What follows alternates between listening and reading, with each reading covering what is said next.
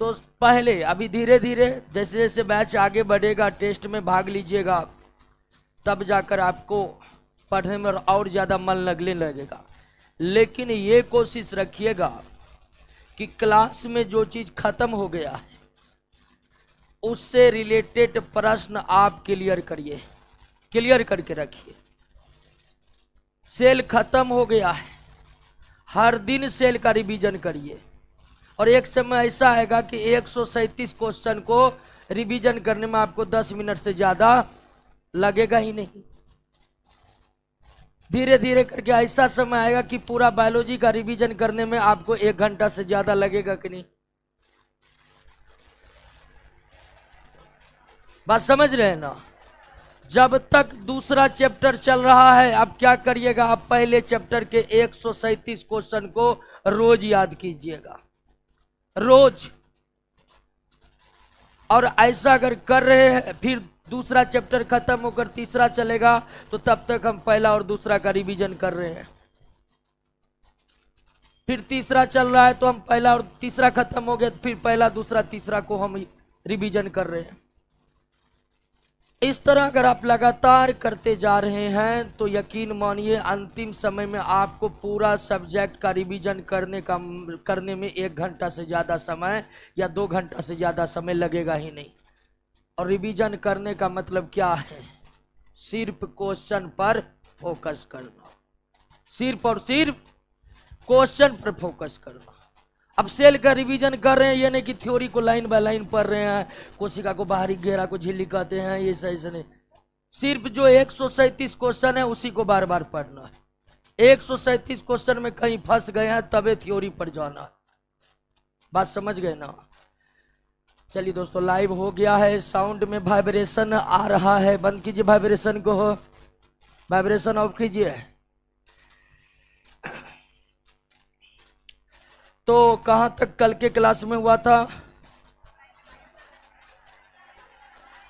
चलिए दोस्तों, कल का क्लास नेटवर्क बाधित होने के कारण लाइव नहीं हो पाया था, लेकिन वीडियो क्लास चला गया था ना। कितना क्लास के कितना देर बाद गया था? आधा घंटा बाद ही वीडियो क्लास आप लोगों को अवेलेबल करा दिया गया था। हम आशा करते हैं कि आपने उस वीडियो क्लास को देख लिए होंगे, और ये बात इसलिए कि जो नहीं देखे होंगे उसको अब से थोड़ा समझ में आने में दिक्कत हो सकता है। इसलिए जो भी दोस्तों, ऑनलाइन वाले दोस्तों, कल के क्लास वीडियो क्लास नहीं किए हैं तो आप इस क्लास को छोड़ दीजिए, उसी क्लास को कर लीजिए, ठीक है ना। क्योंकि आज जो हम क्लास लेंगे वो कल के क्लास से रिलेट करेगा। तो दोस्तों, पौधों में उत्तक नहीं होते हैं, पौधों में उत्तक नहीं होते हैं, यही तो दिक्कत है। पौधों में उत्तक होते हैं, एक कोशिकीय सजीवों में उत्तक नहीं होते। पौधों में उत्तक होते हैं, जंतु में उत्तक होते हैं। एक कोशिकीय जीवों में उत्तक, और फंगी का नाम सुने हैं ना, उसमें भी कोई उत्तक नहीं होते। बाकी पौधे में उत्तक होते हैं, और पौधे में 2 प्रकार के उत्तक होते हैं, मेरिस्टेमेटिक और मेरिस्टेमेटिक कितने प्रकार के? तो कल के क्लास में हम मेरिस्टेमेटिक टिश्यू के बारे में पढ़ चुके थे। आज हम शुरुआत करते हैं पौधे के परमानेंट। अब बिल्कुल शांत रहिए, गंभीर रहिए, हमारी पूरी गारंटी है कि क्लास में आपको सारा कुछ याद होगा। परमानेंट,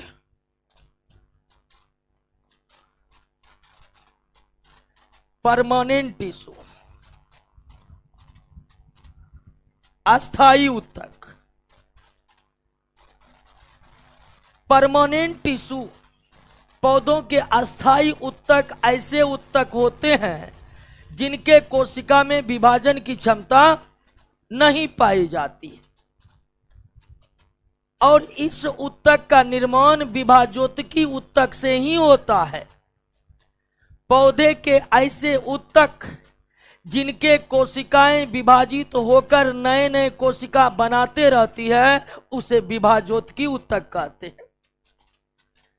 विभाजोत्की ऊतक के कोशिकाएं लगातार विभाजित होते रहती है, लगातार विभाजित होते रहती है, लेकिन एक समय ऐसा आता है कि विभाजोत्की ऊतक के कोशिका भी विभाजन की क्षमता समाप्त हो जाती है। और जैसे ही विभाजोत्की ऊतक के कोशिकाओं में विभाजन करने की क्षमता समाप्त होती है, वो अरे बार बार इस टाइम में नेट काहे बाधित होता है? सुबह नहीं होता है, शाम नहीं होता है, इस टाइम में काहे होता है? हाँ?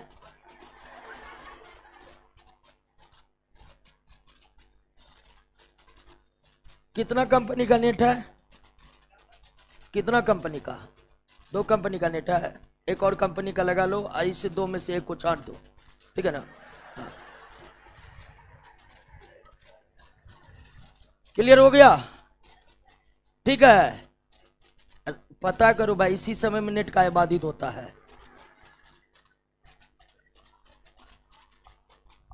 ओके दोस्तों, अब नेट आ गया है, अब कमेंट में सब गाली देना चालू कर दिया, ठीक है।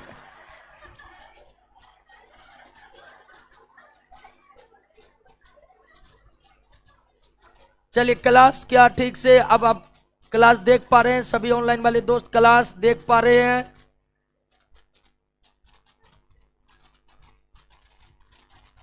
चलिए चलिए, क्लास ठीक हो गया है। तो क्या बताए थे कि अस्थायी ऊतक का निर्माण विभाजोत्की ऊतक से ही होता है। अस्थायी ऊतक के कोशिका में विभाजन की क्षमता नहीं होती है। अस्थायी ऊतक के कोशिका जीवित भी हो सकते हैं और मृत भी हो सकते हैं। अब अस्थायी ऊतक को 2 भागों में बांटा गया। अस्थायी ऊतक को कितने भागों में बांटा गया है? 2 भागों में।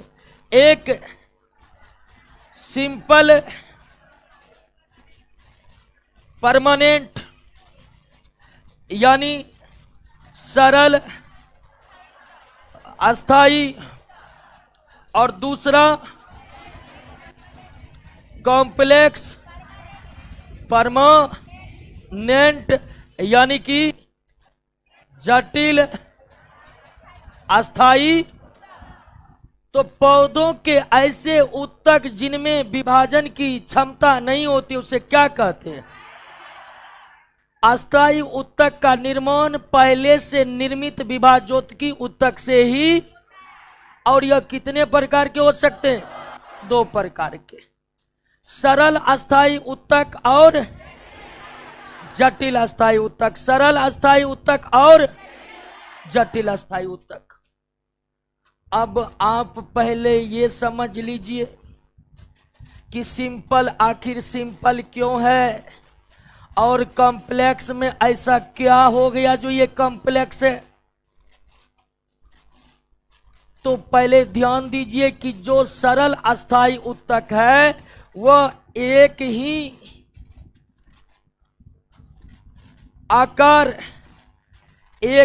आकार की कोशिकाओं से निर्मित होता है। एक ही आकार के कोशिकाओं से निर्मित।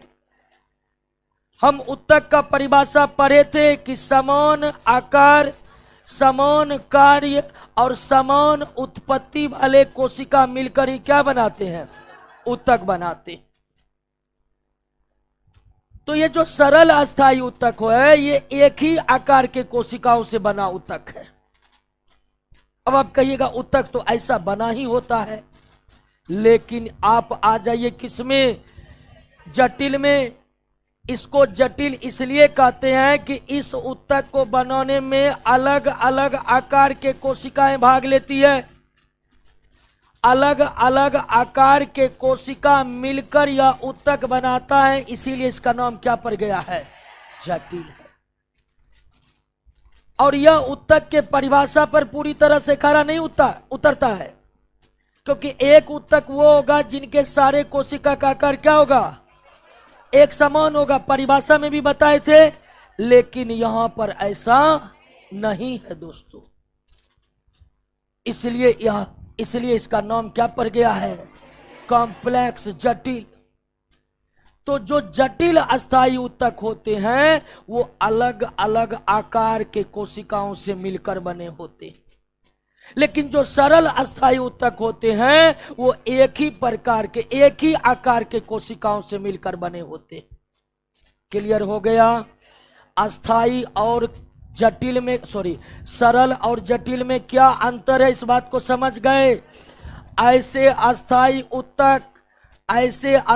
ऊतक जिनको बनाने में एक ही आकार के कोशिकाओं ने भाग लिया है वो कौन है? और जब अस्थायी ऊतक का निर्माण एक ही आकार के कोशिकाओं से नहीं बल्कि अलग अलग आकार के कोशिकाओं से होता है उसे क्या कहेंगे? तो पौधे के अस्थायी ऊतक कितने प्रकार के? 2 प्रकार के अस्थायी ऊतक। कितने प्रकार के? सरल अस्थायी ऊतक और। क्लियर हो गया? अब ध्यान दीजिए कि सरल अस्थायी ऊतक 3 प्रकार के होते हैं। पुनः सरल अस्थायी ऊतक कितने प्रकार के? 3 प्रकार के होते हैं।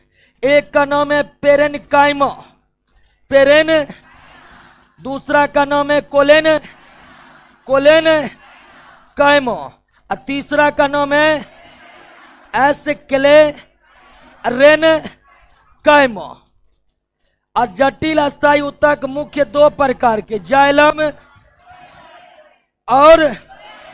जाइलम और फ्लोएम। सरल अस्थायी ऊतक कितने प्रकार के?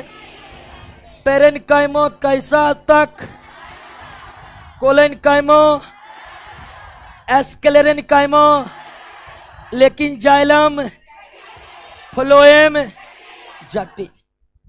अब ये बात आप समझ गए हैं कि पेरेनकाइमा, कोलेनकाइमा, एस्क्लेरेनकाइमा सरल अस्थायी ऊतक है। तो एक बात तो निश्चित है कि ये सभी ऊतक एक ही आकार के कोशिका से बना होगा। ये सभी ऊतक एक ही आकार के कोशिका से बना होगा। और जाइलम और फ्लोएम कैसा ऊतक है? तो निश्चित तौर पर जाइलम और फ्लोएम अलग अलग आकार के कोशिकाओं से, जाइलम और फ्लोएम अलग अलग आकार के कोशिकाओं से बना होगा। क्लियर हो गया? यहां से भी कोई प्रश्न आ सकता है, जैसे पूछ सकता है कि पौधे के निम्नलिखित में कौन से ऊतक में अलग अलग प्रकार के कोशिकाएं हैं? तो इसका उत्तर क्या होगा? जाइलम या 3 इसका देगा और 1 ऑप्शन इसका देगा। या पूछ सकता है कि निम्नलिखित ऊतक में किसमें एक ही प्रकार के कोशिकाएं हैं? क्लियर हो गया? और विभाजोत्की ऊतक में भी एक ही प्रकार के कोशिकाएं होते हैं। इससे पहले जो आप विभाजोत्की पढ़े थे उस विभाजोत्की ऊतक में भी क्या है? एक ही प्रकार के कोशिका है। यानी कि पौधों के 2 ऊतक ऐसे हैं जो अलग अलग आकार के कोशिकाओं से मिलकर बना हुआ है। क्लियर हो गया? समझ गए? आइए अब एक एक करके इन ऊतकों को विस्तार पूर्वक हम समझने का प्रयास करते हैं। और पहला है हमारा पेरेनकाइमा।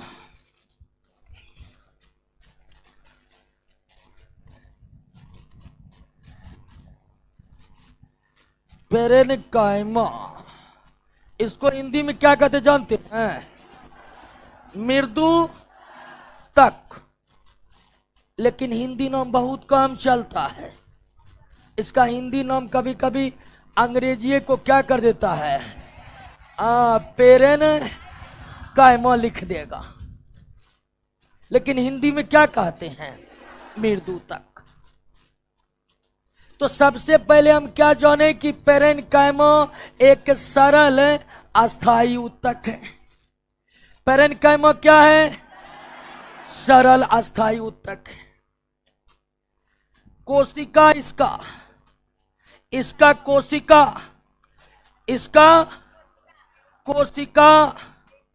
इसका कोशिका गोलाकार हो सकता है, ठीक है, अंडाकार हो सकता है, या बहुभुजी हो सकता है, या क्या हो सकता है? बहुभुजी हो सकता है, यानी ढेर सारे भुजाएं हो सकते हैं। और इसी तरह का कोशिका मेरी एस्टिमेटिक का भी था कि नहीं? याद कीजिए, आपको बताए थे कि विभाजोत्की ऊतक के कोशिकाएं भी, विभाजोत्की ऊतक के कोशिकाएं भी गोलाकार, अंडाकार और बहुभुजी था। तो आप ये भी कह सकते हैं कि पेरेन्काइमा का कोशिका ठीक उसी तरह का होता है जैसा मेरी एस्टिमेटिक यानी विभाजोत्की का होता है। पेरेन्काइमा का कोशिका ठीक उसी तरह का कोशिका है जिस तरह का कोशिका विभाजोत्की में था। विभाजोत्की ऊतक का भी कोशिका कैसा था? गोलाकार था, अंडाकार था और यानी ढेर सारे भुजाएं था। अब ध्यान दीजिए दोस्तों, इस ऊतक के कोशिका में, ठीक है ना, इस ऊतक के कोशिका में, इस ऊतक के कोशिका में रसध्वनि पाई जाती है। इस ऊतक के कोशिका में रसध्वनि पाई जाती है। और हम एक बार क्लियर कर देते हैं, जितने भी अस्थाई ऊतक हैं, जितने भी अस्थाई ऊतक हैं, सबके कोशिका में रसध्वनि पाई जाती है। लेकिन विभाजोत्की ऊतक के कोशिका में रसध्वनि, लेकिन सभी अस्थाई ऊतक के कोशिका में रसध्वनि पाई जाती है। सभी अस्थाई ऊतक के कोशिका में रसध्वनि पाई जाती है। अगली विशेषता कि इनके कोशिकाओं के मध्य, जैसे कि पेरेन्काइमा ऊतक को माइक्रोस्कोप से देखिएगा, पेरेन्काइमा ऊतक को माइक्रोस्कोप से देखिएगा तो कोशिकाएं अगर गोल है तो इस तरह दिखाई पड़ेगा आपको। यह ऊतक की कोशिका, मान लीजिए कि ये दोस्तों ऊतक है, तो इनके कोशिकाएं क्या होती है? गोल होती है। इनके कोशिकाएं क्या होती है? और इस ऊतक के कोशिका में, इस ऊतक के कोशिका में ढेर सारा अंतरा कोशिकीय स्थान पाया जाता है। क्या पाया जाता है? अंतरा कोशिकीय स्थान पाया जाता है। अंतरा कोशिकीय स्थान के बारे में बताए थे कि किसी ऊतक के किन्हीं दो कोशिकाओं के मध्य के खाली जगह को क्या कहते? किसी ऊतक के किन्हीं दो कोशिकाओं के मध्य के खाली जगह को क्या कहते? अंतरा कोशिकीय स्थान। अंग्रेजी में इंटरसेलुलर स्पेस, इंटरसेलुलर। और यह इंटरसेलुलर स्पेस विभाजोत्की में नहीं था, बिल्कुल भी नहीं था। और सबसे ज्यादा इंटरसेलुलर स्पेस इसी पेरेन्काइमा में पाया जाता है। पौधे के पेरेन्काइमा ऊतक में, पौधे के पेरेन्काइमा ऊतक में जितना अधिक अंतरा कोशिकीय स्थान पाया जाता है उतना किसी में पाया नहीं जाता। अगर आपसे पूछ दे कि किस ऊतक में सबसे ज्यादा अंतरा कोशिकीय स्थान पाया जाता है? पेरेन्काइमा। किस ऊतक में सबसे ज्यादा अंतरा कोशिकीय स्थान पाया जाता है? किस में नहीं पाया जाता है? विभाजोत्की। किस में नहीं पाया जाता है? विभाजोत्की में नहीं पाया जाता है। समझे कि नहीं समझे? क्या क्या समझे आप कि पौधों के जो पेरेन्काइमा है वो कैसा ऊतक है? सरल अस्थाई ऊतक है, अर्थात इस ऊतक के सारे कोशिका का आकार एक जैसा होता। यह ऊतक का कोशिका कैसा होता है? अर्थात मृदुतक का कोशिका हूबहू विभाजोत्की के तरह ही होता है। यह ऊतक के कोशिका में रसध्वनि पाई जाती है। इस ऊतक में सबसे ज्यादा अंतरा कोशिकीय स्थान पाया जाता है। अंतरा कोशिकीय स्थान पाया जाता है। अब हमें समझना है इसकी उपस्थिति पौधे के आखिर किस भाग में पेरेन्काइमा होता है? विभाजोत्की तो जान गए, जो वृद्धि कर रहा है वहां पर विभाजोत्की। जहां भी पौधे में ग्रोथ हो रहा है वहां पर विभाजोत्की ऊतक की उपस्थिति है, क्योंकि ग्रोथ कराने वाला एकमात्र ऊतक वही है विभाजोत्की। लेकिन ये पेरेन्काइमा कहां पाए जाते हैं? पेरेन्काइमा सभी नए निर्मित भाग में, सभी जैसे तना हो गया, शाखा हो गया, पत्ती हो गया, जड़ हो गया, फल हो गया। अब छोड़ देते हैं। पौधे का जो भाग नया नया बना है, जो भाग एकदम नया नया बना है, और पौधे के जो भाग नया नया बनते हैं ना, वो हरा ही रहता है। ये खासियत है।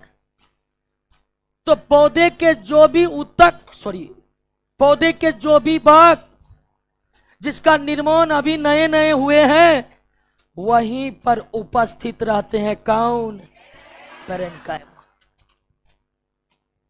और नए नए भाग जो तुरंत निर्मित होते हैं पौधे में, उसकी एक खास विशेषता होती है कि वह हरे रंग के होते हैं। वह कैसे रंग के? हरे रंग के। और वहां पर पेरेन्काइमा मौजूद होता है। तो पेरेन्काइमा ऊतक पौधे के उन समस्त भागों में मौजूद रहते हैं जिसका निर्माण हाल फिलहाल में हुआ है। हाल फिलहाल में हुआ है। जैसे फल निकला है, छोटा है, उसमें कौन ऊतक होगा? पेरेन्काइमा।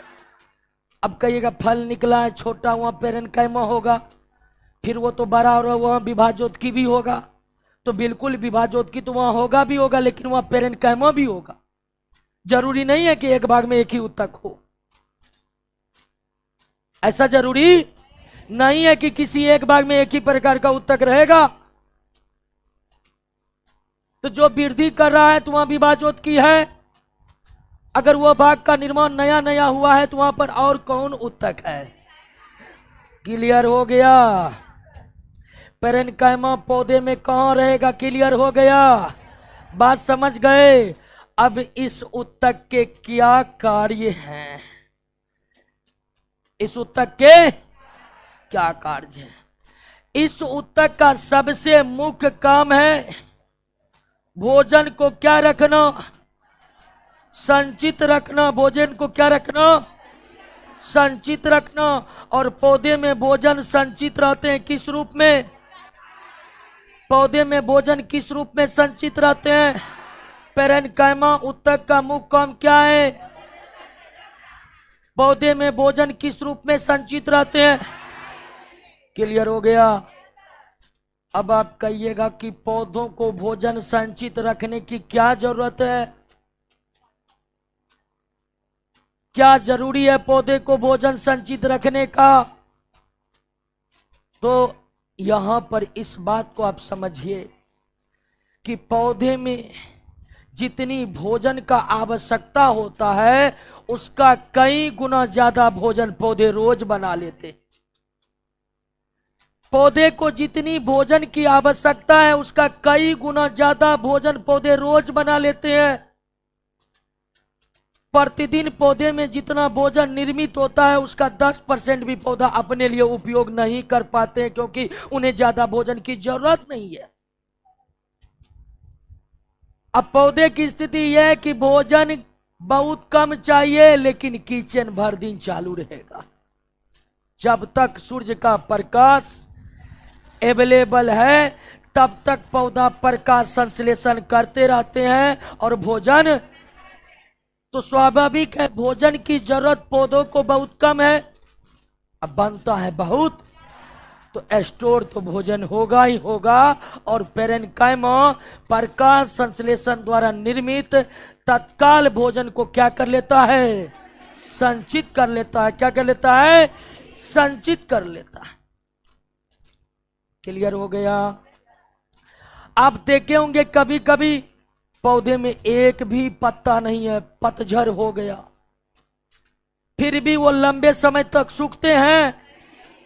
पौधे में खाना बनाने की जिम्मेदारी मुख्य रूप से पत्तियों पर है, लेकिन अगर पौधे में एक भी पत्ती नहीं हो, प्रकाश संश्लेषण रुक गया है, फिर भी पौधा 5 साल 10 साल तक जीवित रहता है।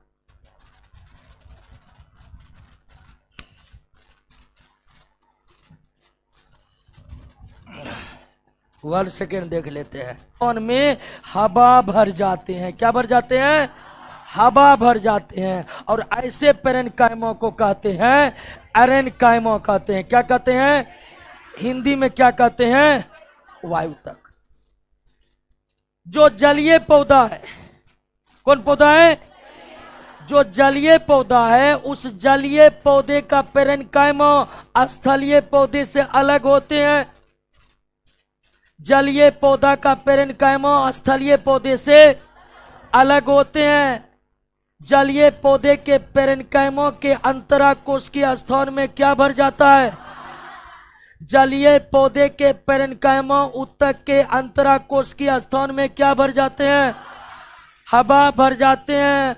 और जब अंतराकोशिकीय स्थान में हवा भर जाएगा, तब ऐसे पेरेनकाइमो को, यानी जलीय पौधा में पेरेनकाइमो क्या बन गया?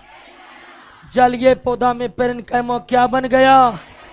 और यही ऊतक के बदौलत, इसी ऊतक के बदौलत जलीय पौधे जल पर तैरते रहते हैं, कभी डूबते। इसी एरेनकाइमो ऊतक के बदौलत जलीय पौधे जल पर तैरते रहते हैं, कभी डूबते। तो पेरेनकाइमो ऊतक जलीय पौधे को तैरने में मदद करता है। पेरेनकाइमो ऊतक जलीय पौधे को तैरने में मदद करता है। किस में मदद करता है? तैरने में मदद करता है। क्लियर? समझ गए? ठीक हुआ क्लास जी? हो गया? चलिए दोस्तों, अब नेट गड़बड़ा जाता है, थोड़ा धैर्य रखिए। उसमें तो हम कुछ कर नहीं सकते। पैसा रहता तो अपना दूर संचार कंपनी खोल लेते क्या, या फिर माननीय प्रधानमंत्री दोस्त होते तो उन्हीं को BSNL लेकर ठीक ठाक करा लेते। तो नेट पर हमारी कुछ पकड़ है नहीं, कभी कभार छूट जाता है, लेकिन उसको हम एक और कंपनी का नेट आज लगा रहे हैं। हमको लगता है कि इस मोहल्ला में जितना कंपनी है, सब का नेट हम लगाएंगे, ठीक है ना? किसी का नहीं छोड़ेंगे। फिलहाल अभी 2 कंपनी का है। तो क्या ये पेरेनकाइमो ऊतक समझ गए?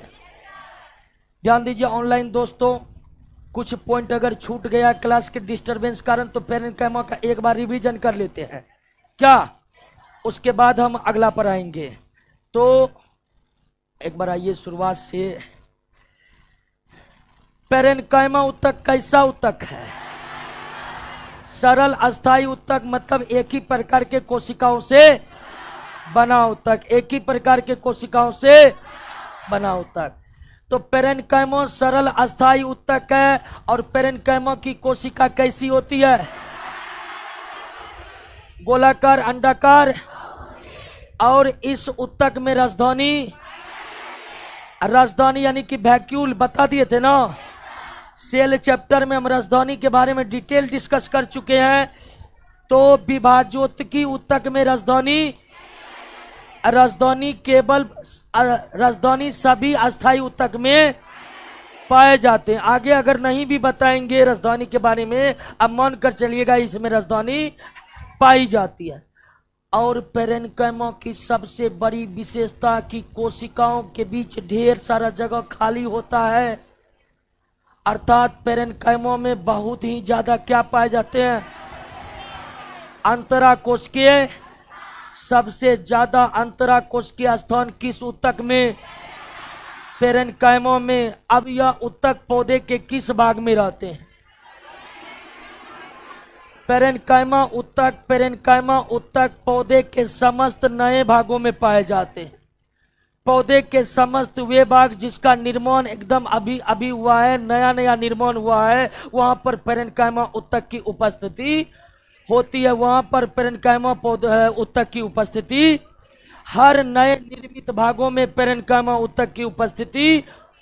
अब यह ऊतक कार्य क्या करते हैं, तो सबसे मुख्य कार्य है भोजन को संचित रखना, और पौधे में जितने भोजन की आवश्यकता है उससे कई गुना अधिक भोजन संचित, कई गुना अधिक भोजन बनते हैं, इसलिए भोजन को संचित रखा जाता है। और पौधे में भोजन किस रूप में संचित रहते हैं, स्टार्च के रूप में संचित रहते हैं। किस रूप में संचित रहते हैं, स्टार्च के रूप में संचित रहते हैं। क्लियर हो गया। उसके बाद कुछ पेरेन्काइमा ऊतक ऐसे हैं जिनके कोशिका में क्या पाया जाता है, क्लोरोफिल। कुछ पेरेन्काइमा ऊतक ऐसे हैं जिसके कोशिका में क्या पाया जाता है, और जिस पेरेन्काइमा में क्लोरोफिल होता है उसे क्या कहते हैं, क्लोरेन्काइमा कहते हैं। जिस पेरेन्काइमा ऊतक के कोशिका में क्लोरोफिल होते हैं उसे क्या कहते हैं, और अगर क्लोरोफिल है तो निश्चित तौर पर यह पौधे को प्रकाश संश्लेषण करवाएगा। तो पेरेन्काइमा ऊतक का मुख्य काम भोजन को संचित रखना है। इसके अलावे ये प्रकाश संश्लेषण में भी पौधों को पेरेन्काइमा का मुख्य कार्य है, पेरेन्काइमा का मुख्य कार्य है भोजन को संचित रखना। इसके अलावे ये प्रकाश संश्लेषण में भी पौधे का मदद करता है। उसके बाद जलीय पौधा पर आ जाते हैं जिसको अंग्रेजी में क्या कहते हैं, हाइड्रो। तो जलीय पौधे के पेरेन्काइमा के अंतराकोश के स्थान में क्या भर जाते हैं, जलीय पौधे के पेरेन्काइमा के अंतराकोश के स्थान में क्या भर जाते हैं, जब इसमें हवा भर जाते हैं तब उसे क्या कहते हैं। और एरेन्काइमा केवल किसमें, और इसका काम है जलीय पौधे को तैरने में, जलीय पौधे को तैरने में। जलीय पौधे किस ऊतक के मदद से तैरते हैं, जलीय पौधे किस ऊतक के मदद से तैरते हैं। क्लियर हो गया, कोई दिक्कत। एक बार पेरेन्काइमा को पढ़ दीजिए तो आप लोग, वैसे हमको लगता है सब कुछ याद हो गया होगा। किस ऊतक में सबसे अधिक अंतराकोश की स्थान,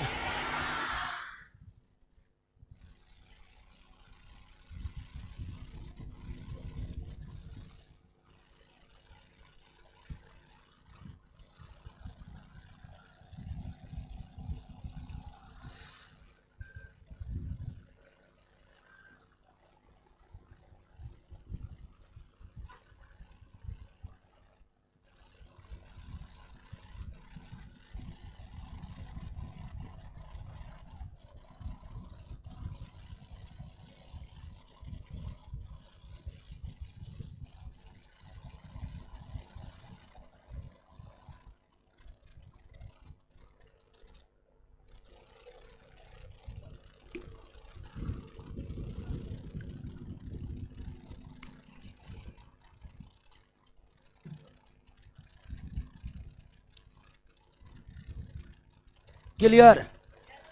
पेरेन्काइमा में कोई दिक्कत नहीं। आते दूसरा पर, कोलेनकाइमा। कोलेनकाइमा इसका नाम है स्थूल कोन ऊतक। स्थूल कोन ऊतक, स्थूल का मतलब होता है मोटा। स्थूल का मतलब क्या होता है, मोटा।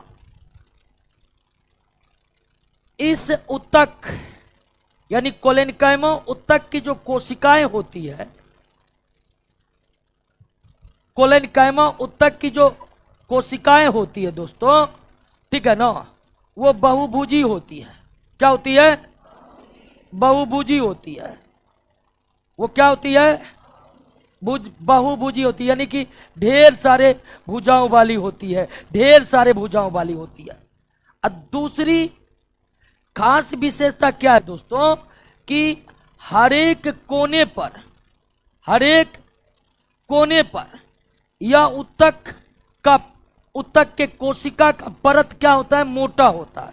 कोने पर ऊतक के कोशिका का परत क्या होता है, एक तो कोशिकाएं बहुभुजी होती है, कोशिकाएं क्या होती है, और कोन पर क्या होता है, मोटा होता है। कोन पर क्या होता है, मोटा होता है। यानी कोण मतलब जहां दो कोशिका आपस में क्या कर रही है, जुड़ रही है। कोण पर मोटे होने के कारण इसका नाम क्या पड़ गया? तो स्थूल कोण ऊतक, यानी ऐसा ऊतक जिसका कोशिका कोना पर मोटा है। और कोना पर यह मोटा क्यों है? तो यहां पर सेलुलोज की अधिकता के कारण। तो स्थूल कोण ऊतक जिसको हम क्या कहते हैं, कोलेनकाइमा कहते हैं, इस ऊतक के कोशिकाएं बहुभुजी होती हैं। और सबसे बड़ी विशेषता की कोशिका कोण पर क्या होता है, मोटा होता है। इस ऊतक के कोशिकाएं कोनों पर मोटी होने के कारण ही इसका हिंदी में नाम क्या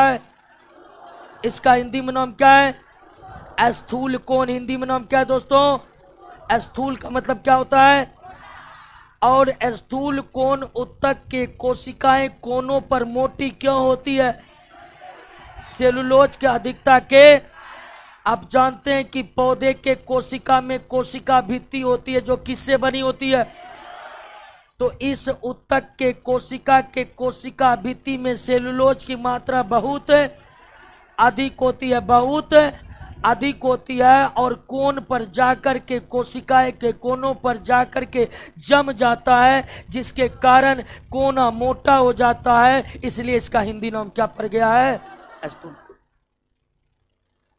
अब सेलुलोज अधिकता के कारण एक और विशेषता इसमें आ जाती है, और वो है अंतरा कोशिकीय स्थान बहुत कम पाया जाता। बहुत, आप पेरेन्काइमा में क्या देखे थे, उनमें अंतरा कोशिकीय स्थान बहुत ज्यादा है।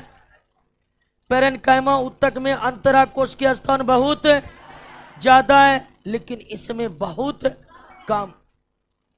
और इसमें अंतरा कोशिकीय स्थान बहुत कम इसलिए हो गया क्योंकि इसके कोशिका भित्ति में सेलुलोज क्या है। अब सेलुलोज की अधिकता के कारण ही अंतरा कोशिकीय स्थान क्या हो चुका है, घट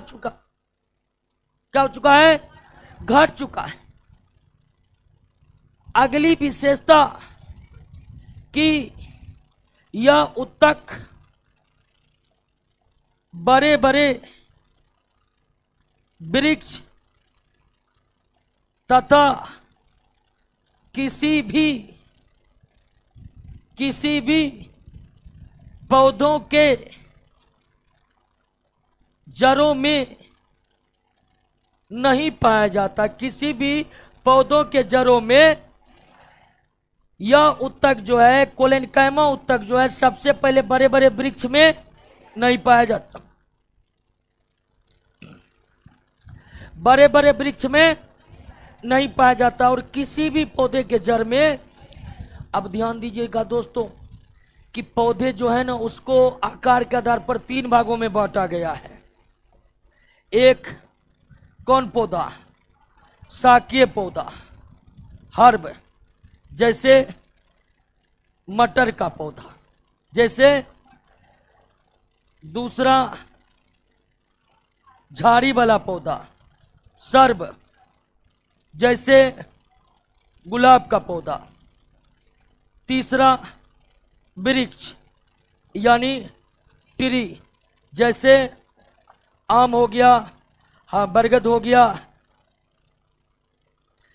तो पौधे को कितने श्रेणी में बांटा गया है?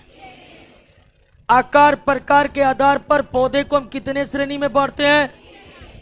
शाकीय पौधा, झाड़ी वाला पौधा और वृक्ष। तो कोलेनकाइमा ऊतक किसी भी वृक्ष में नहीं पाया जाता, और किसी भी पौधों के जड़ों में भी नहीं पाया जाता। यानी मुख्य रूप से कोलेनकाइमा ऊतक पाया जाता किसमें? झाड़ी वाला पौधा में। और थोड़ा बहुत पाया जाता किसमें? शाकीय पौधे में।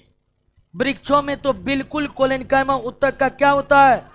अभाव होता है। किसी पौधों के जड़ों में यह बिल्कुल भी नहीं पाया जाता। अब इसका काम क्या है? कोलेनकाइमा के काम को जानने से पहले दोस्तों आपके साथ हम एक अनुभव साझा करते हैं। अगर उस अनुभव से आप परिचित होंगे तो कोलेनकाइमा के कार्य को बड़ी आसानी से समझ जाएंगे। आप अगर कभी पीपल के डंठल को, आम के डंठल को मोड़े होंगे तो वो बीज से तुरंत टूट जाएगा। पीपल के, बरगद के, आम के डंठल को अगर मोड़िएगा तो वो बीज से क्या होगा? टूट जाएगा। लेकिन वहीं गुलाब के डंठल को बीज से मोड़िएगा वो नहीं टूटेगा, वो पूरा मुड़ेगा। या किसी भी झाड़ी वाले पौधे के, किसी भी झाड़ी वाले पौधे को डंठल ले लीजिएगा और उसको मोड़िएगा तो वो बीज से नहीं टूटेगा बल्कि पूरा क्या हो जाएगा? मुड़ जाएगा। क्या ऐसा कभी आप अनुभव किए हैं? अगर ऐसा अनुभव किए हैं तो ये कोलेनकाइमा के कारण ही हो रहा है। कोलेनकाइमा का काम होता है पौधों के तनों में लचीलापन प्रदान करना। कोलेनकाइमा का काम क्या होता है? पौधे के तने में लचीलापन प्रदान करना, पौधे के तने में लचीलापन प्रदान करना। लेकिन वृक्ष में तो यह ऊतक होते नहीं है, इसलिए उसके तनों में कोई लचीलापन नहीं होता है। लेकिन झाड़ी वाले पौधे के तनों में यह होता है, इसलिए उसके तनों में पूरा लचीलापन पाया जाता है। बड़े बड़े जब आंधी आते हैं, अब देखिएगा वृक्ष के टहनियां टूट जाते हैं, वृक्ष खुद भी गिर जाते हैं, लेकिन एक भी झाड़ी वाला पौधा डिस्टर्ब नहीं होता है। कुछ पौधा तो है जमीन पर, आंधी के समय जमीन पर सो जाएगा, झाड़ी वाला पौधा सो जाएगा और फिर खड़ा हो जाएगा। अब सुने कभी आंधी में गुलाब का तना टूट गया, सारा पौधा तहस नहस हो गया? ऐसा नहीं होता है। आंधी में तो ये पौधे डांस करते हैं, डांस करते हैं।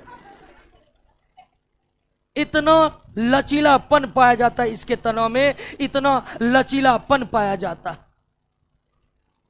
तो कोलेनकाइमा ऊतक का मुख्य काम है तनों में लचीलापन प्रदान करना, लेकिन ये वृक्षों में होते नहीं है। ये मुख्य रूप से किसमें होते हैं? झाड़ी में होते हैं। इसलिए जो भी झाड़ी वाले पौधे हैं, जैसे अनार का पौधा हो गया, जैसे नींबू का पौधा हो गया, जैसे गुलाब का पौधा हो गया, नींबू के पौधे, गुलाब के पौधे, अनार के पौधे के तने काफी लचीले होते हैं। किसके कारण? क्लियर हुआ?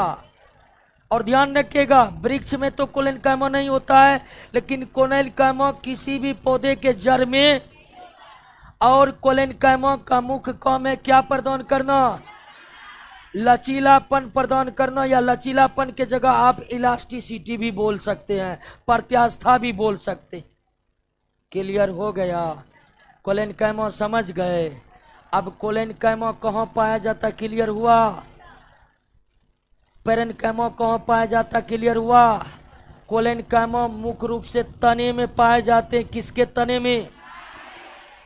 पौधे के किस भाग में कोलेनकाइमा ऊतक नहीं होता है? जड़ में। किसमें?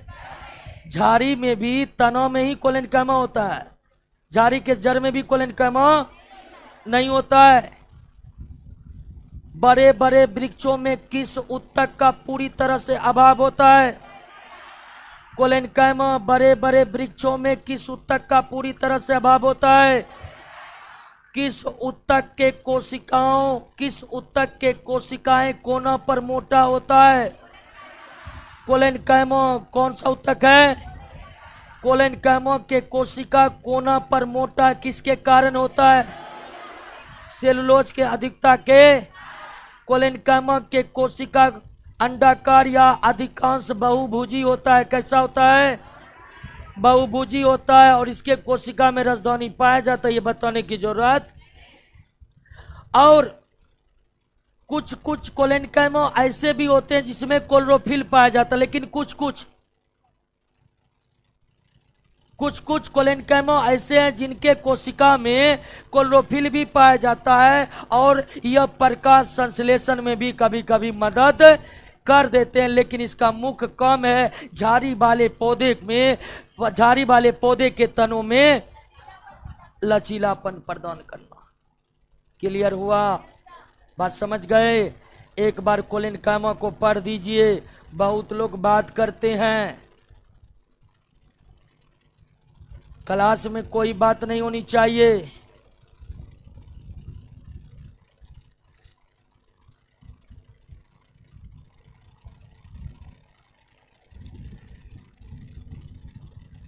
हाँ, एक करा कि तेरा यार थानेदार अमन।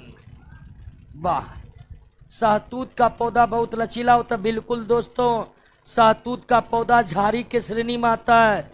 सहतूत का पौधा झाड़ी के श्रेणी में आता है। सहतूत खाए हैं कि नहीं? खाए ना? गांव सब में एकदम सरकारी स्कूल के बगले में रहता है। हमारे गांव में भी पहले सरकारी स्कूल के बगल में ही था। जब ब्रेक होता तो उसी पौधा पर टूट पड़ते थे। एक क्वेश्चन आ रहा है कि सहतूत क्या होता है? सहतूत फल होता है जिसका निर्माण सहतूत के फूलों से होता है। पढ़ने के लिए बोले, हल्ला करने के लिए नहीं। पढ़ लिए? ओ माय गॉड, याद हो गया सब कुछ, कोई दिक्कत नहीं ना। अगला पर आते। अब तक एक बात यहां जिक्र नहीं किए, पेरेन्काइमा की सारी कोशिकाएं जीवित होती है। कोलेनकाइमा का भी सारी कोशिका जीवित होती है। अब तक दो अस्थायी उत्तक पढ़े हैं, पेरेन्काइमा और, तो पेरेन्काइमा और कोलेनकाइमा दोनों की कोशिकाएं जीवित है, यानी इन दोनों उत्तक की कोशिकाएं मृत नहीं होती है, जीवित होती है। हालांकि उसमें जीवित होने के बावजूद भी विभाजन की क्षमता नहीं होती है। कल भी सो रही थी, आज भी सो रही है। गजब स्थिति है।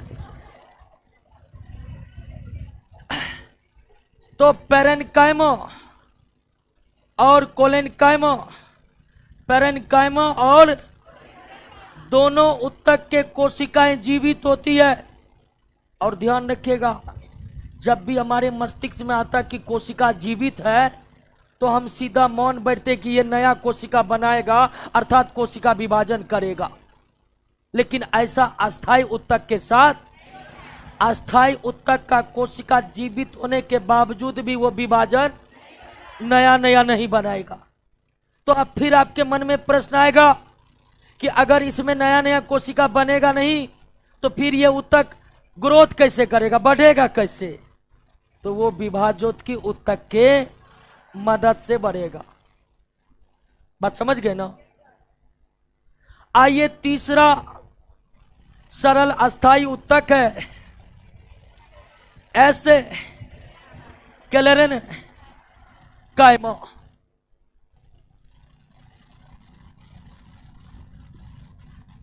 दृढ़ उत्तक एस्केलेरेनकाइमा, दृढ़ उत्तक। सबसे पहले कि यह तो सरल अस्थायी उत्तक है,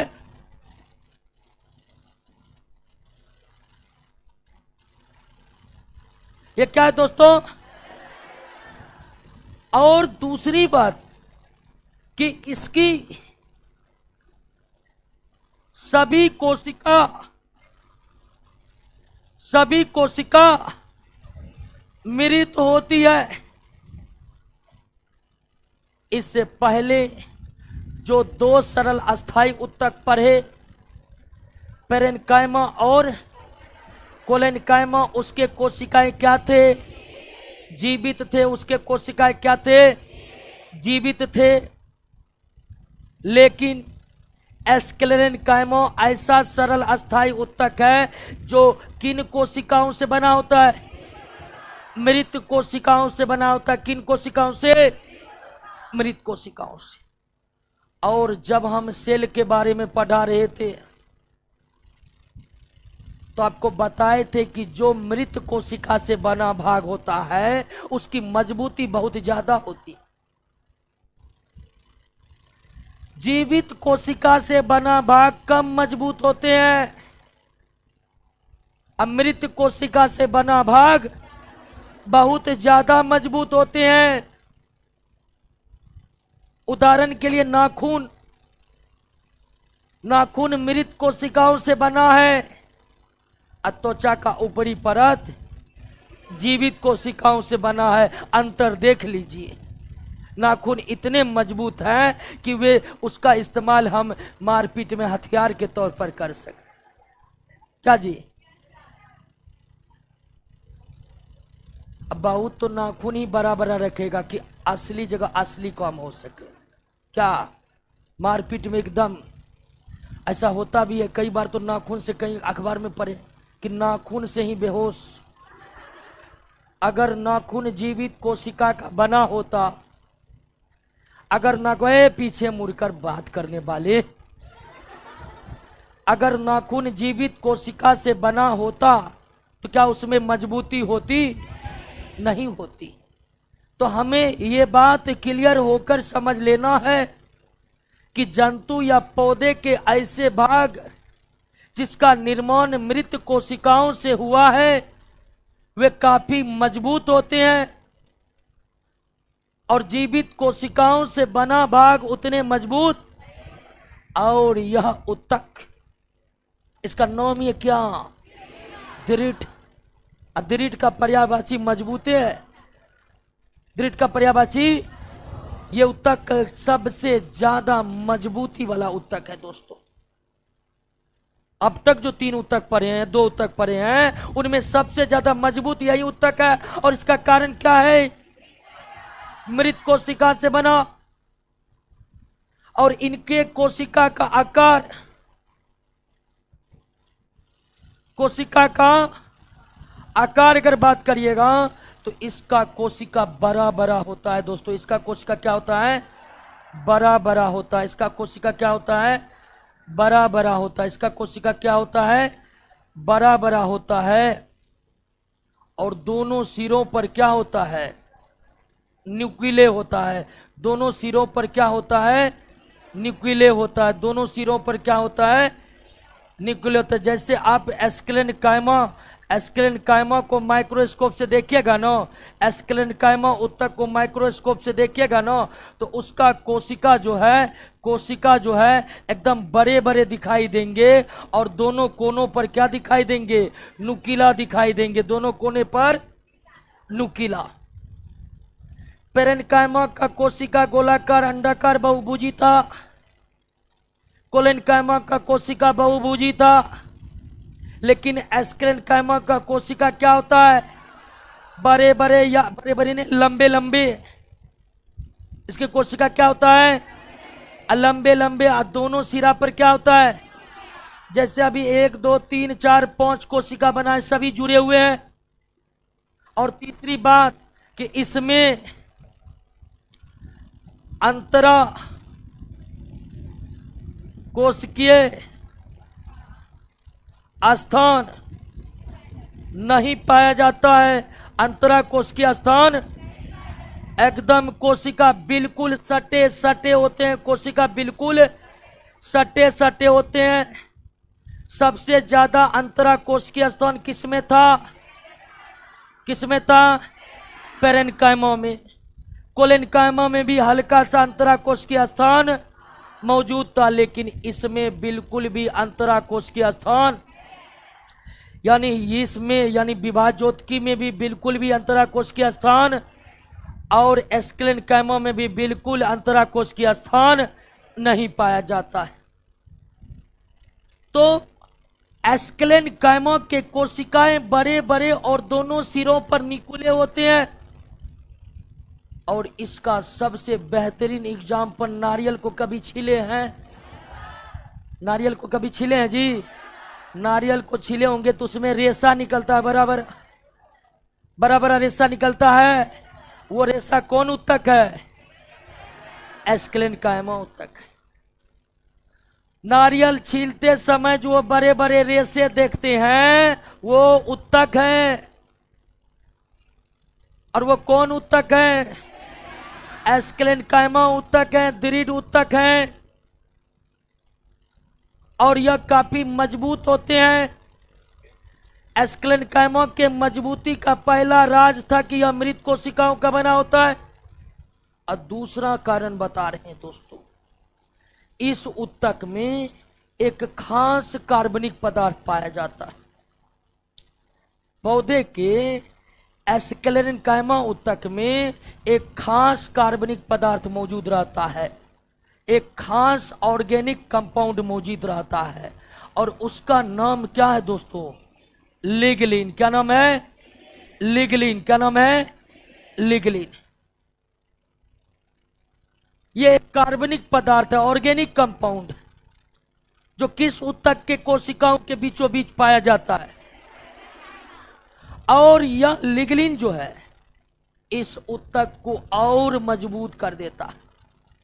जिस तरह सीमेंट ईंटों को जोड़कर मजबूत बना देता है, ठीक उसी तरह लिग्लिन इसके कोशिकाओं को चिपका कर उत्तक को और भी ज्यादा क्या कर देता है? मजबूत कर देता है।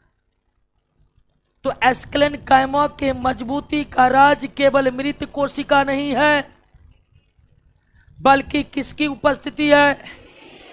और ये लिग्लिन नामक कार्बनिक पदार्थ केवल इसी उत्तक में रहते हैं और किसी उत्तक में। और यह लिग्लिन नामक पदार्थ कोशिकाओं के बीच बीच में रहते हैं।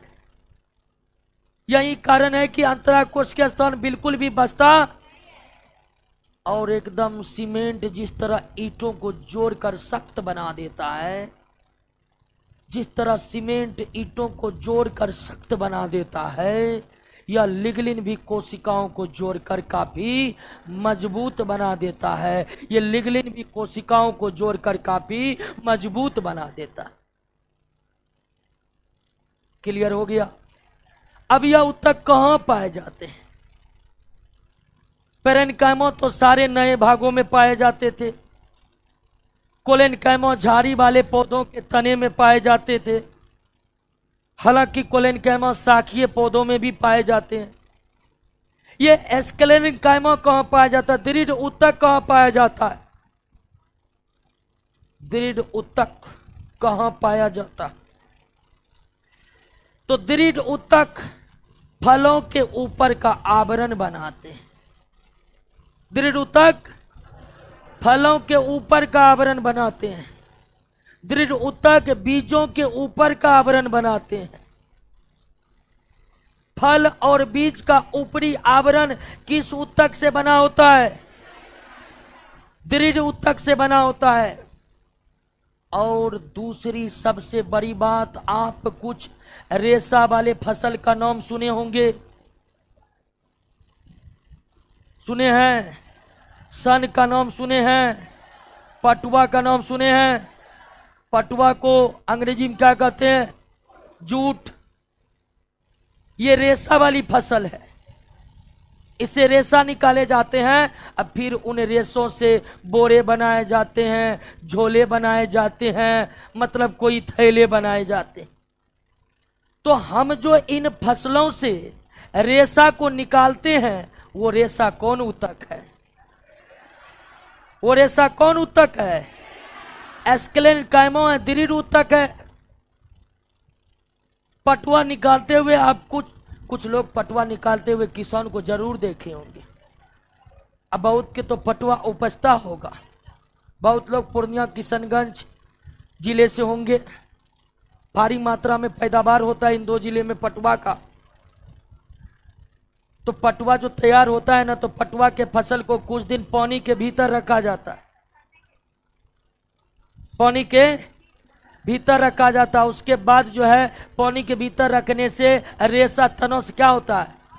अलग हो जाता है और फिर किसान उस रेशा को खींचकर अलग कर लेते हैं, फिर सुखाकर मार्केट में बेच देते हैं।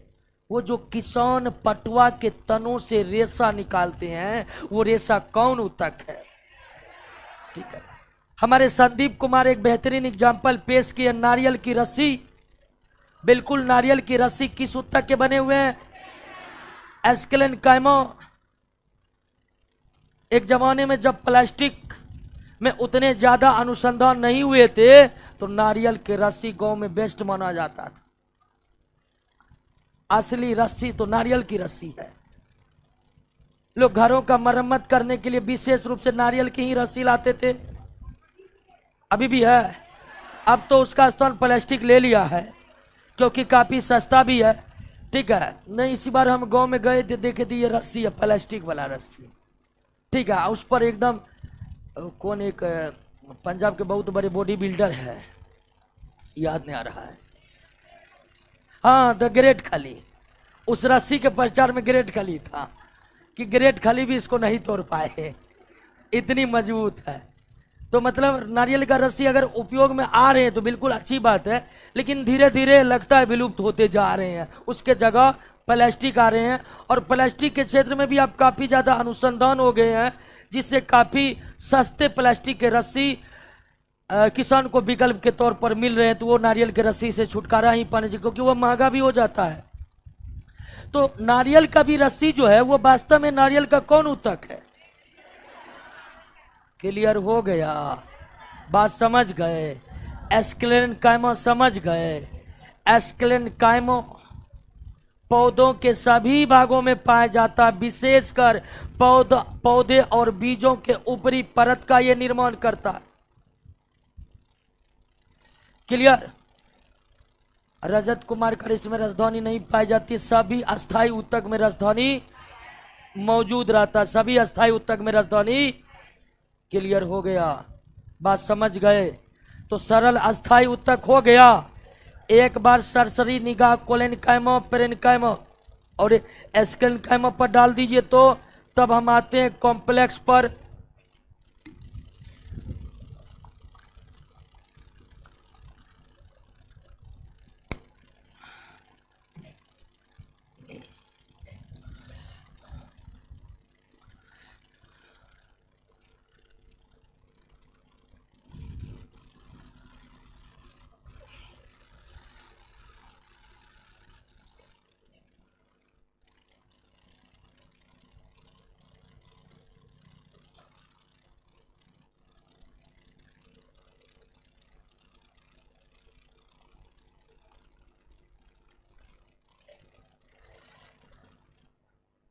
ठंडा पानी लाए हैं थर्मस में,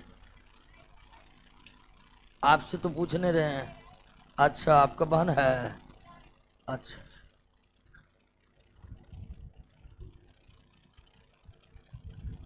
न बहुत जल्दी हक जता दिए इसीलिए बोले। और पानी है आपका? ऐसे दे दीजिएगा तो बस सब पी जाएगा। अभी तो आगे वाला ले रहे हैं, बहुत पीछे में मांगेगा पानी दो।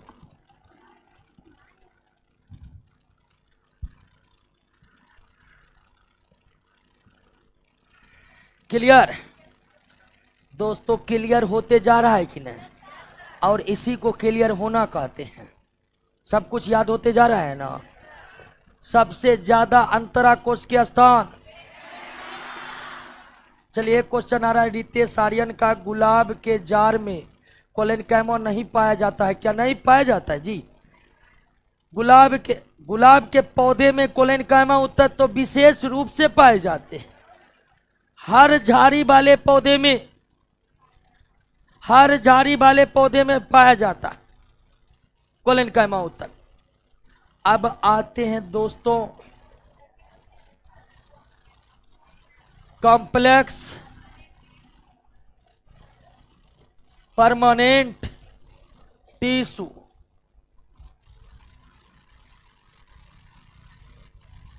जटिल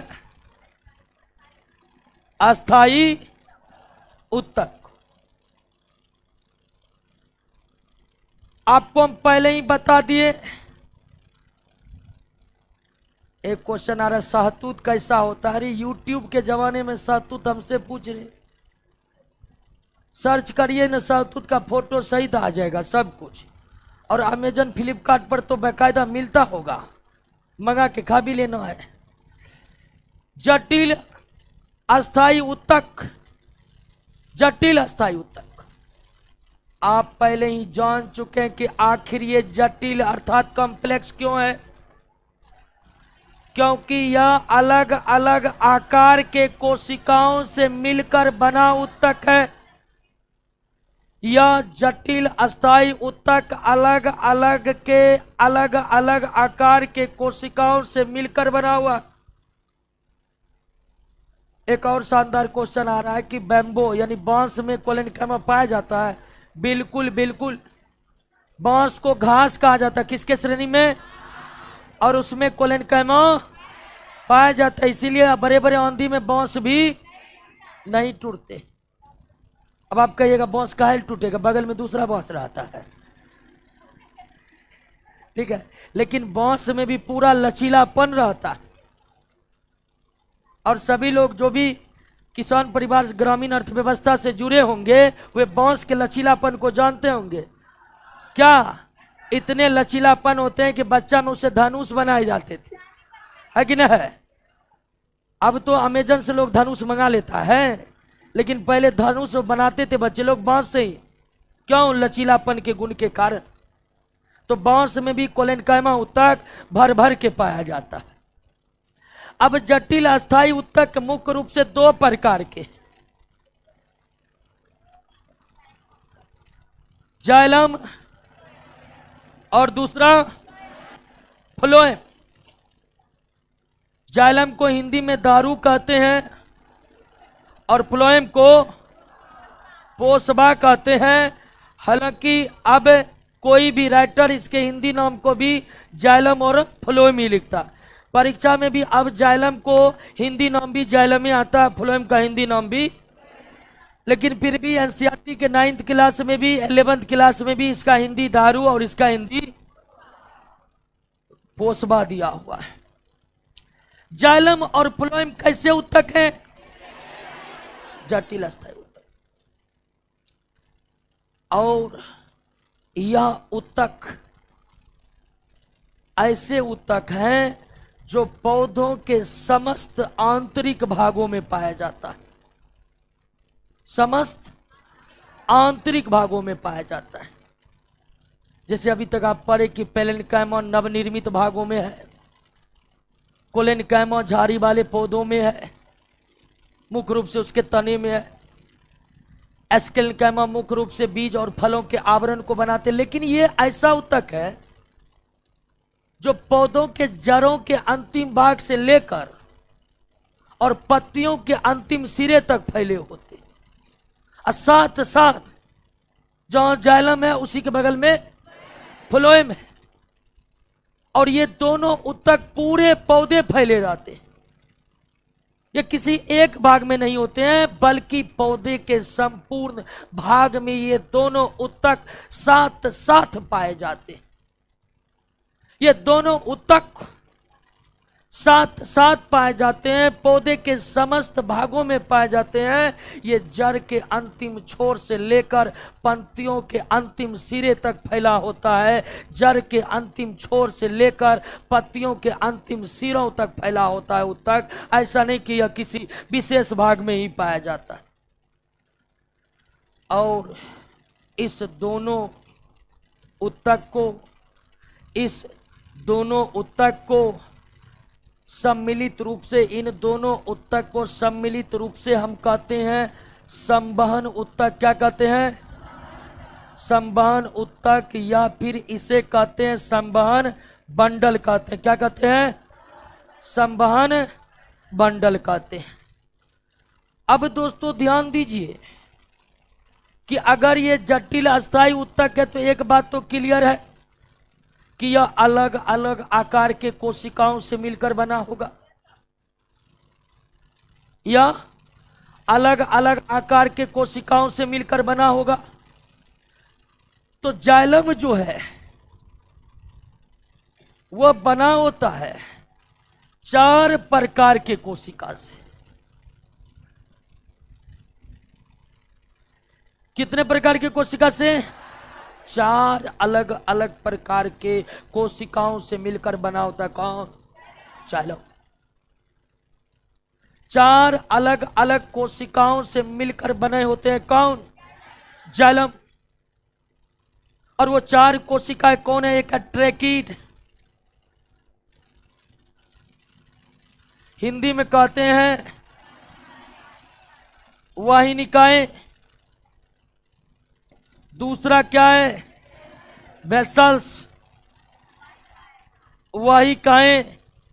अंग्रेजी नाम याद रखिएगा, जाइलम, फाइबर। इसको क्या कहते हैं? जाइलम तंतु,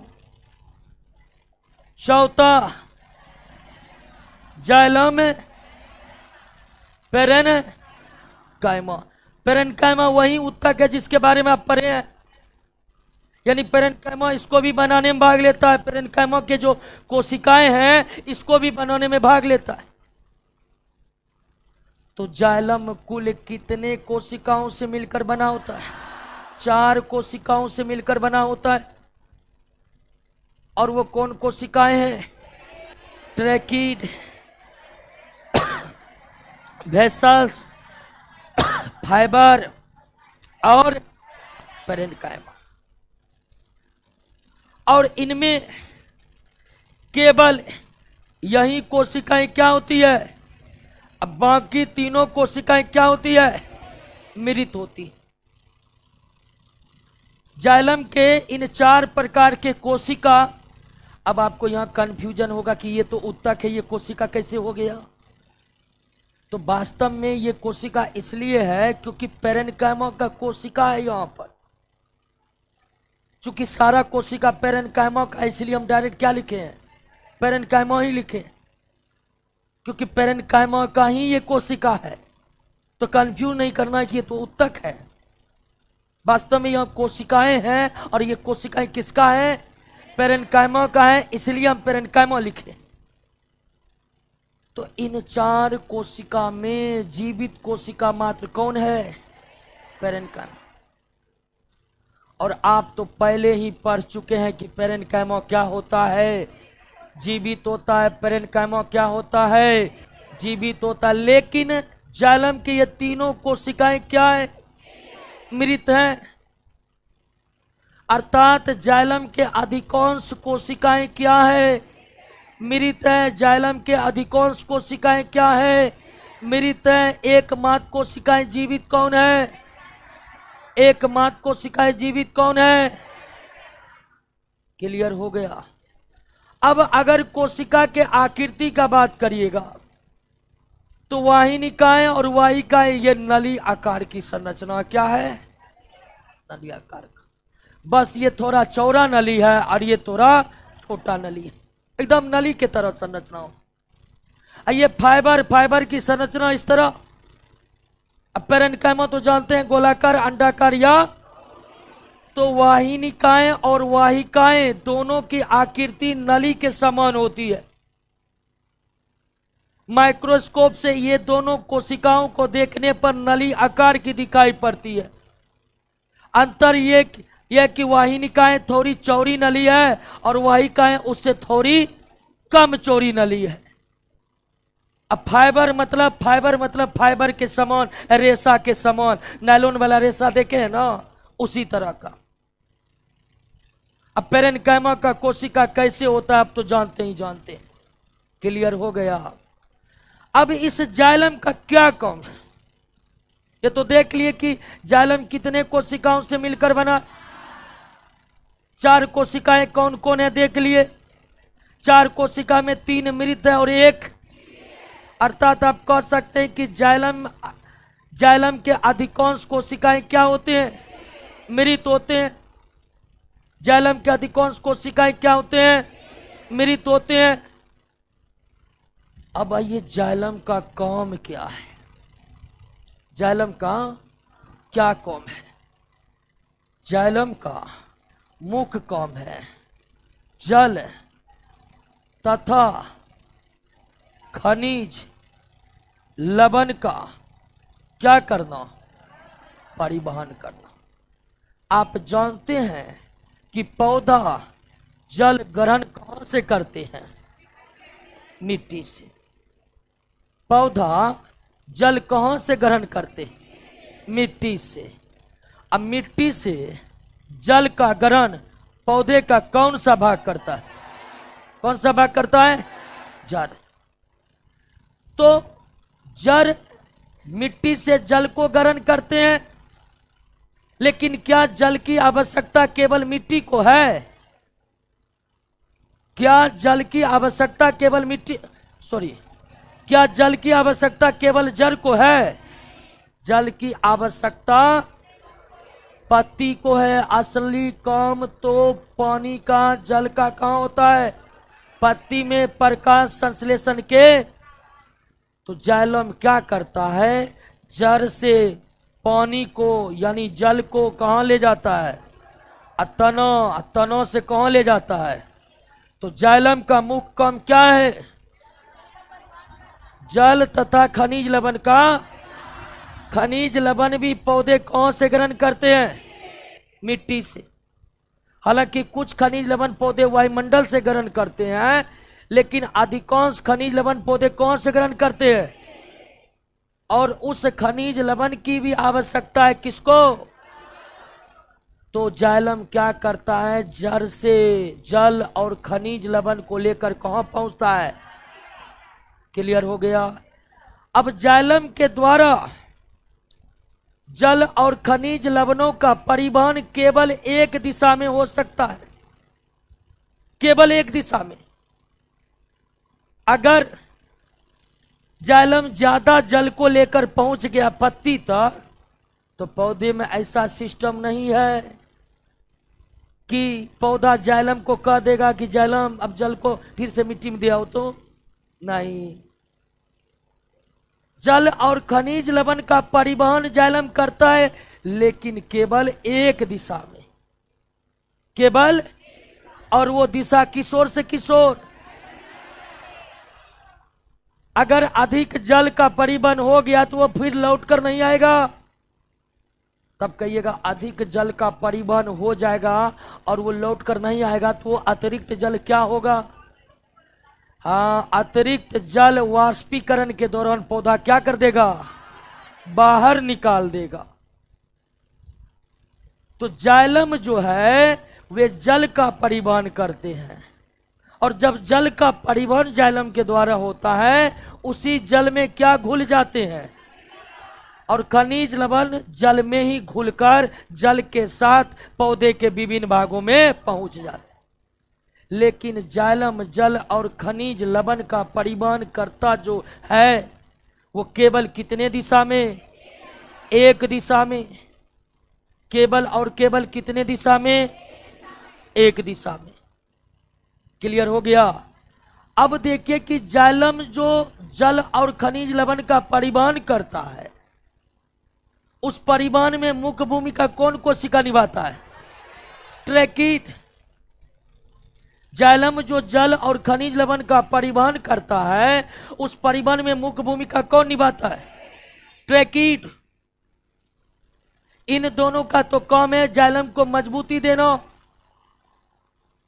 यह नहीं कि जाइलम पानी लेकर जा रहा था, बीच में फट गया, पानी सारा गिर गया, ऐसा नहीं होता है। इसलिए ये दोनों जाइलम को क्या बनाकर रखता है, मजबूत बनाकर रखता है।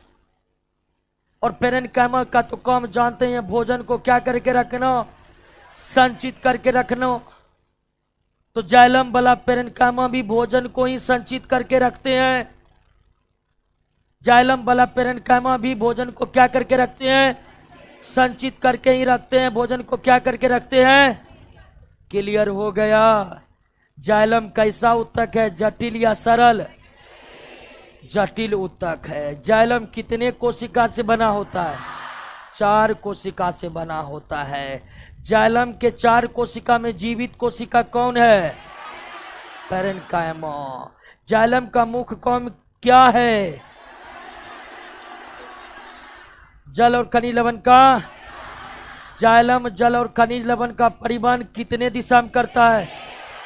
केवल और केवल एक दिशा में। वो दिशा किशोर से किशोर होती है, जड़ से तना। और जाइलम 4 कोशिकाओं से बने होते हैं, जिनमें कौन सी कोशिका मुख्य रूप से परिवहन में भाग लेती है? जाइलम की कौन सी कोशिकाएं मुख्य रूप से परिवहन में भाग लेती है? ट्रेकीड। जाइलम को मजबूती देने वाला कोशिका।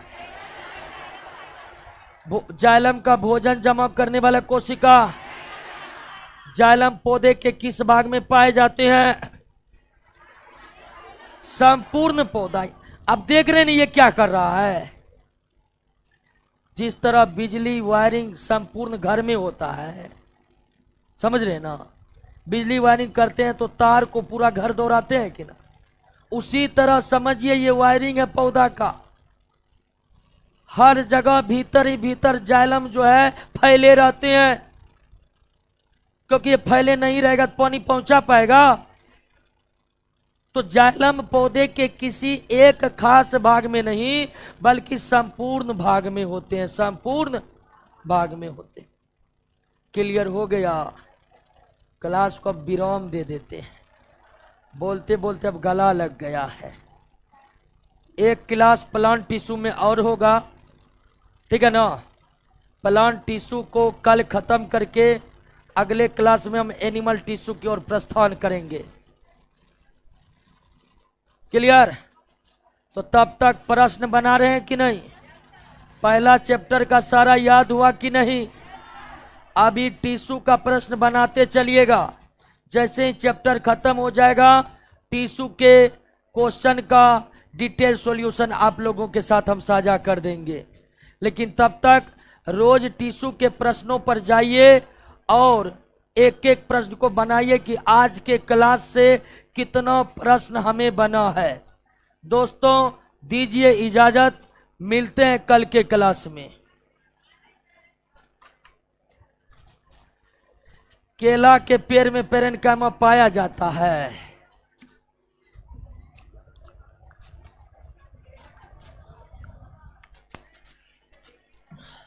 हाँ, केला के पेड़ में भी पाया जाता है। अब देखिए दोस्तों, बायोलॉजी पढ़ रहे हैं तो दरोगा की तैयारी कर रहे हैं, इसलिए बहुत व्यापक स्तर पर प्रश्न मत पूछिए।